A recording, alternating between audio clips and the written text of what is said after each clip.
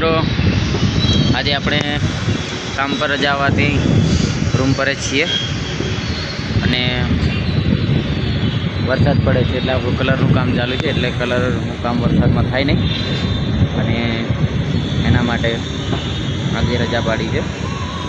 કંપનીમાં જ કામ ચાલુ છે પણ આઉટ સાઈડ ચાલુ છે એટલે વરસાદમાં થાય નહીં અને વડોદરાની અંદર તો ફૂલ ચોમાસું સ્ટાર્ટ થઈ ગયું છે અને આખી રાત તો બહુ જ વરસાદ પડ્યો।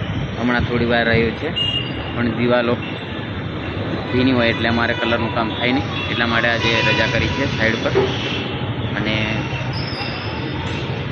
આજે રૂમ પર નવરા છીએ તો વિચાર્યું કે એક નાનો બ્લોગ બનાવી લઈએ અને સિટીની અંદર ફરવા જવાની ઈચ્છા થાય છે પણ વરસાદ આવી જાય તો પલળી જવાય એટલે ડર લાગે છે એટલે જતા નહીં પણ રૂમ પર યાર તમને ખાલી અમારો રૂમ બતાવીએ બસ।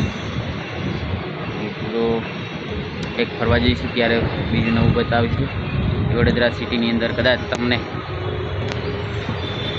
મકરપુરા સ્ટેશન સાઈડ આવવાનું થાય તો અમને કહેજો અને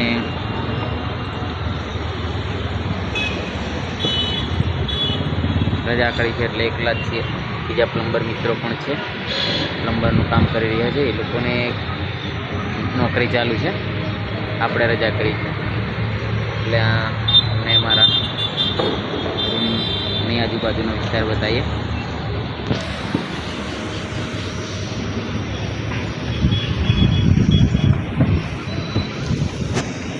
આ બધું કંપનીઓ છે અને છેક ત્યાં સુધી છેક નજર જાય ત્યાં સુધી બધી કંપનીઓ જ છે કારણ કે અહીંયા બધું અલગ અલગ જાતની બધી ઘણી વસ્તુઓ બને છે, મશીનો બને છે, નળ બને છે, બધું આપણને ખ્યાલ ના હોય આ ડિજિટલ જમાનામાં કઈ કઈ વસ્તુ છે, એમાં વપરાય શું બને તે કેટલી આ વિદેશની સામાન પણ બનતું હોય છે।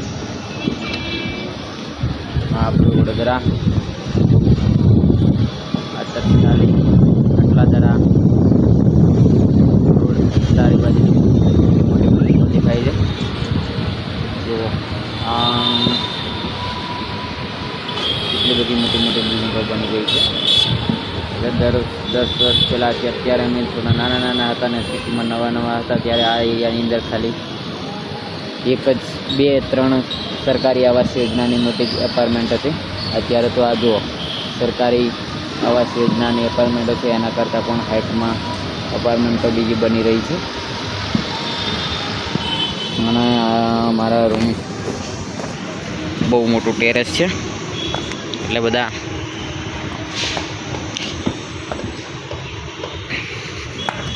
ખાલી એમ જ રૂમ પર 3-4 છોડવાનો બાગ છે અમારો।